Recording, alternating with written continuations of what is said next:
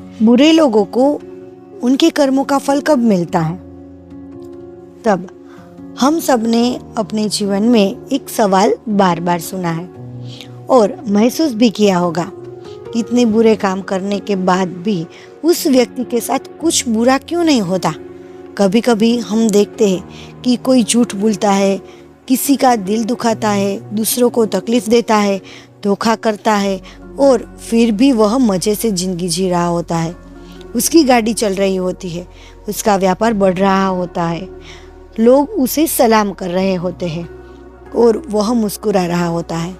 वहीं दूसरी ओर एक सच्चा इंसान जो ईमानदारी से जीता है, हर किसी की मदद करता है, किसी का बुरा नहीं सोचता, वो ही जीवन में संघर्ष कर रहा होता है।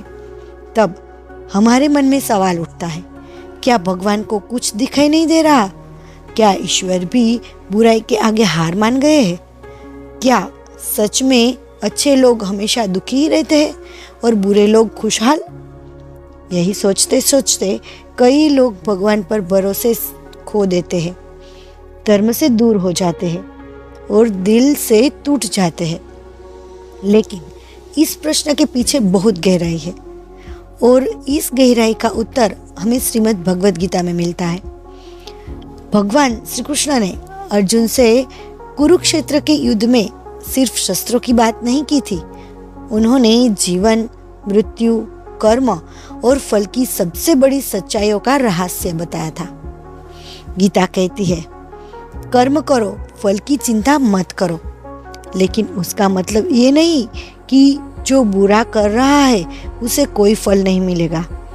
भगवान सब देख रहे हैं और उनका न्याय समय पर होता है। जब कोई बीज बोता है तो पेड़ बनने में वक्त लगता है। ठीक वैसे ही जब कोई बुरे कर्म करता है तो उसका फल भी एक प्रक्रिया से गुजरता है।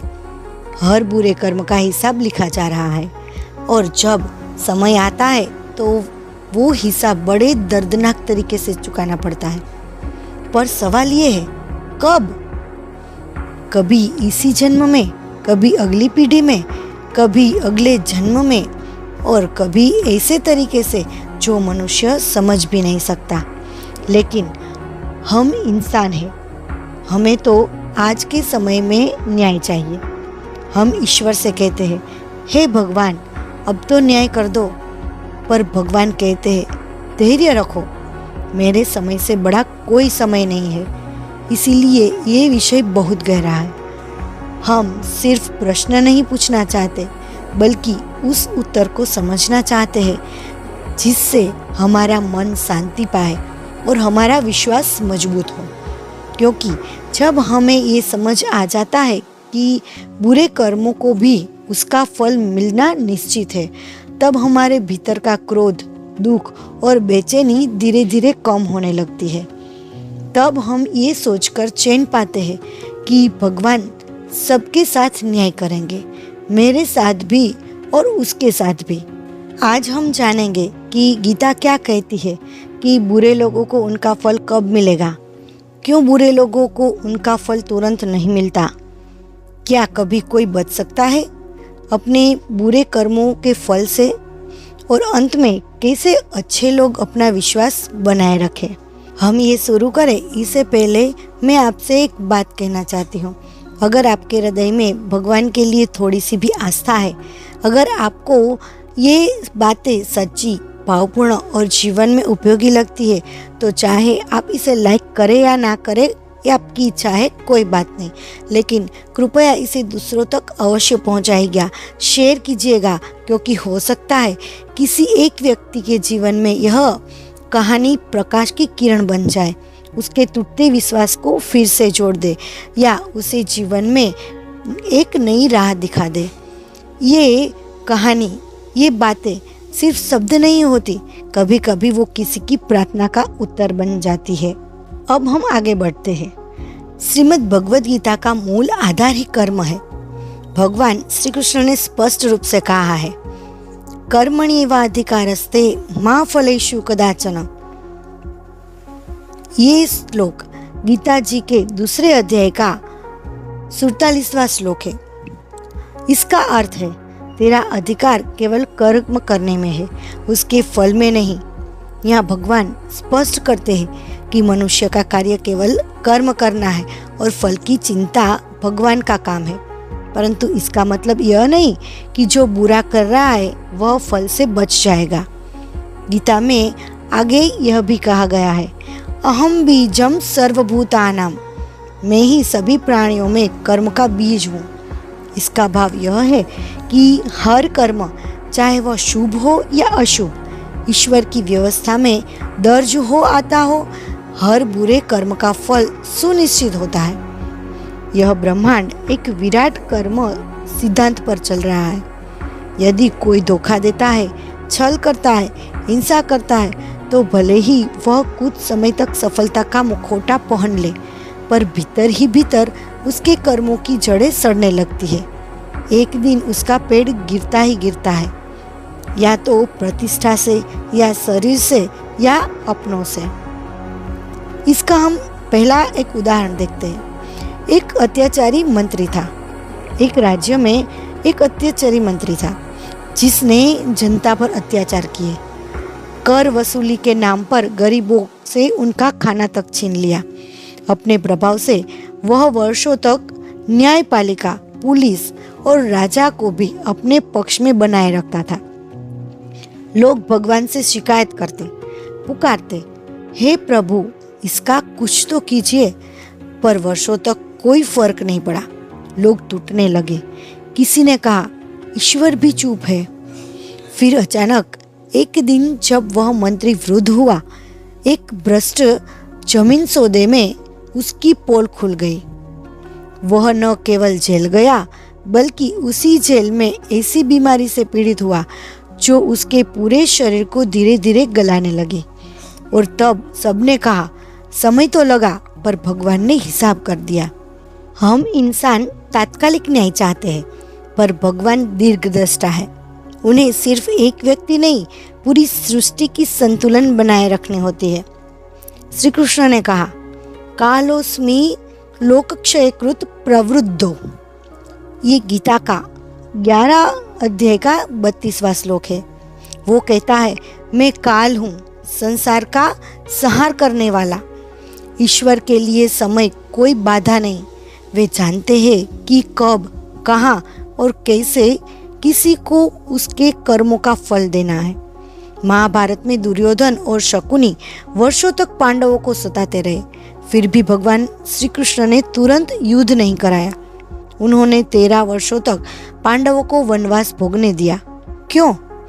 क्योंकि ईश्वर प्रतीक्षा करते हैं कि अधर्मी अपने अपराध की सीमा पार कर ले, ताकि जब न्याय हो तो संपूर्ण हो। एक दूसरा उदाहरण देखते हैं। एक छोटे से गांव में एक व्यक्ति था जिसे लोगों को आपस में लड़ाने में मजा आता था। वह झूठ फैलाकर घरों में झगड़े लगवाता था, भाइयों में फूट डालता था और फिर छिपकर हंसता था। लोगों ने उसे कई बार समझाया, लेकिन उसने सोचा कि कोई मेरा क्या कर सकता है। कई सालों तक उसका कोई नुकसान नहीं हुआ। फिर एक दिन उसकी बेटी की शादी तय हुई, लेकिन झूठ का जाल ऐसा था कि उसने जिन लोगों को झूठ बोलकर तोड़ा था, उन्होंने उसकी बेटी के चरित्र पर झूठा आरोप लगा दिया। समाज में बदनामी हुई और शादी टूट गई। तब वह रोते हुए बोला, जो मैंने बोया था आज वही काट रहा हूँ। श्रीमद् भगवद गीता कहती है, देहांतरे पुनर्जन्म। यह आत्मा अमर है और शरीर बदलती रहती है। इसका अर्थ यह है कि कुछ बुरे कर्मों का फल हमें अगले जन्म में मिलता है। यही प्रकृति का संतुलन है। अगर कोई व्यक्ति बहुत पाप करता है पर इस जन्म में सुख में दिख रहा है, तब गीता की दृष्टि में वह अगले जन्मों में उस पाप का भुगतान करेगा। एक शहर में एक अमीर व्यापारी था जो कर्ज देकर लोगों की जमीन हड़पता था। वह अदालतों में झूठे केस करता और निर्दोष लोगों को जेल में भिजवा देता था। समाज में उसका रुतबा बहुत बड़ा था, लोग डरते थे। लेकिन जब उसकी उम्र 60 के पार हुई, तब उसने अपने बेटे ने ही उसका व्यापार हथिया लिया और उसे वृद्धाश्रम छोड़ दिया। वह तन्हा मर गया और अंत तक यही कहता रहा, मैंने दूसरों के घर उजाड़े थे, आज मेरा ही परिवार मुझे भूल गया। कई अच्छे लोग यह देखकर टूट जाते हैं कि बुरे लोग फल फूल रहे हैं, पर श्री कृष्ण कहते हैं सत्यमेव जयते, सत्य की ही हमेशा विजय होती है। धैर्य, श्रद्धा और सत्य की धर्म इन 3 स्तंभों में है। ईश्वर देर कर सकते हैं लेकिन अंधेर नहीं करते। बुरे लोगों को उनके कर्मों का फल कब मिलता है? जीवन एक रहस्यमय यात्रा है जिसमें कई बार हमारे सामने ऐसे दृश्य आते हैं जो हमें भीतर तक झकझोर देते हैं। हम देखते हैं कि अच्छे लोग संघर्ष कर रहे हैं और बुरे लोग हंसते खेलते सफलता के झंडे गाड़ रहे हैं। यह दृश्य हमारी आत्मा को घायल करता है। हम भगवान से प्रश्न करते हैं, हे प्रभु, यह कैसा न्याय है? जो व्यक्ति छल, धोखा, पाप और अन्याय कर रहा है वही सुखी क्यों है? और जो सत्य, ईमानदारी और सेवा की राह पर चल रहा है वही पीड़ित क्यों है? यह प्रश्न छोटा नहीं है, यह एक वेदना है उन हजारों लाखों हृदयों की जो संसार की नाइंसाफियों से टूटा हुआ महसूस करता है। परंतु इस अंधेरे में एक दीपक है, श्रीमद् भगवद गीता, जो केवल ग्रंथ नहीं बल्कि एक दिव्य दृष्टि है। यह हमें बताती है कि जीवन की गति केवल हमारी आंखों से दिखने वाली घटनाओं से तय नहीं होती। कर्म का फल देने वाला भगवान है और उनका न्याय हमारे समय से नहीं, अपने दिव्य समय से चलता है। श्रीमद् भगवद गीता कहती है, नहीं कश्चित् क्षणमपि जातु तिष्ठत्य कर्मकृत। कोई भी व्यक्ति एक क्षण के लिए भी बिना कर्म से नहीं रह सकता। यानी हर व्यक्ति हर पल कोई न कोई कर्म कर रहा है, चाहे वो विचार के स्तर पर हो, वाणी के स्तर पर हो या क्रिया के रूप में। और हर कर्म का फल निश्चित है। हमें लगता है कि बुरा करने वाला बच निकलता है, पर गीता कहती है बचता कोई नहीं है। हो सकता है उसका फल देर से मिले, हो सकता है अगली पीढ़ी को मिले, हो सकता है अगले जन्म में मिले, लेकिन फल जरूर मिलेगा। यहाँ समझने की बात यह है कि ईश्वर दंड नहीं देते बल्कि परिणाम देते हैं। जैसे बीज बोने पर फल निश्चित होता है, वैसे ही बुरे कर्मों से दुख और अच्छे कर्मों से सुख निश्चित है। भले ही कोई व्यक्ति अदालत से बच जाए, पुलिस से बच जाए, समाज को धोखा दे दे, लेकिन ईश्वर की व्यवस्था से कोई नहीं बच सकता, क्योंकि ईश्वर सिर्फ हमारी हरकतें नहीं, हमारा इरादा भी देखते हैं। तो क्या बुरे लोगों को उनका फल मिलता है? हाँ, जरूर मिलता है। कभी मानसिक पीड़ा के रूप में, कभी शारीरिक रोग के रूप में, कभी परिवार की टूटन के रूप में, कभी सम्मान की संपत्ति के रूप में और कभी आध्यात्मिक पतन के रूप में। उनका बाहर से हंसता चेहरा भीतर से कितना रोता है ये केवल भगवान जानते हैं। और जब फल देने का समय आता है तो ईश्वर एक एक कर हर रास्ता बंद कर देते हैं और अंत में उस व्यक्ति को स्वयं यह समझ आ जाता है, मैंने जो बोया था वही काट रहा हूँ।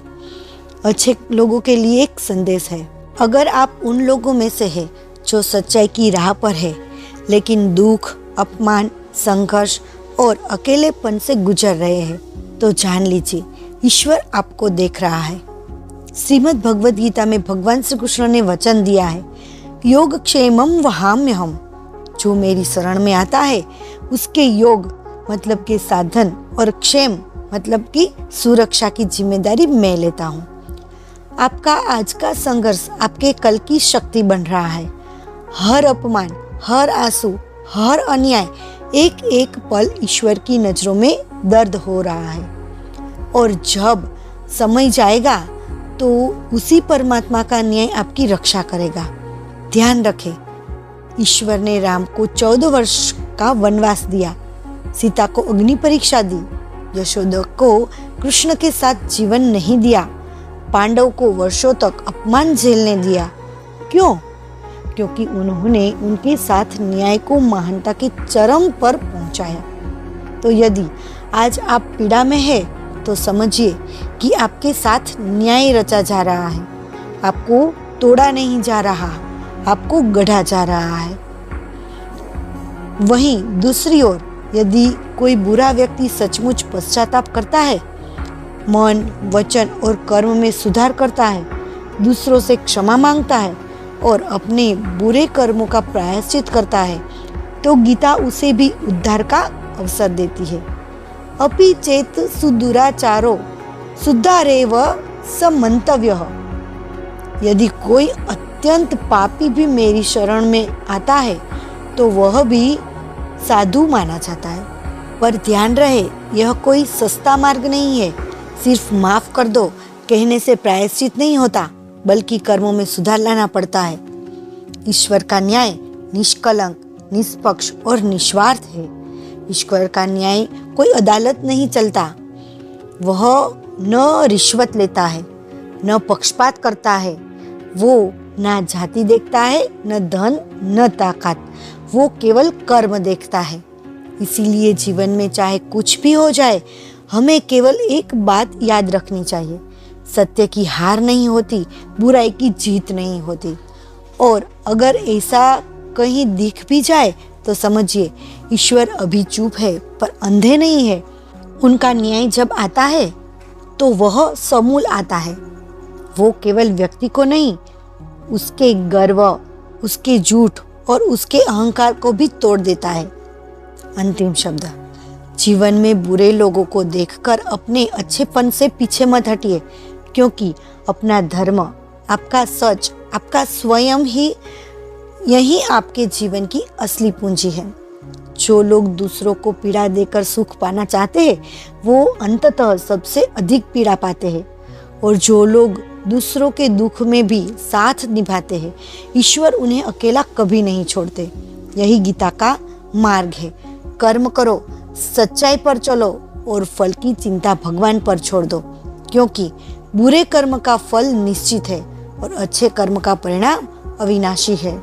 दोस्तों, अगर आपको मेरी ये बातें थोड़ी सी भी अच्छी लगी हो, थोड़ी सी भी उपयोगी लगी हो, तो आप चाहे लाइक करें या ना करें, ये आपकी इच्छा है, लेकिन आप दूसरों के साथ अवश्य शेयर कीजिएगा, ताकि उसके जीवन में उसको भी उपयोगी बने।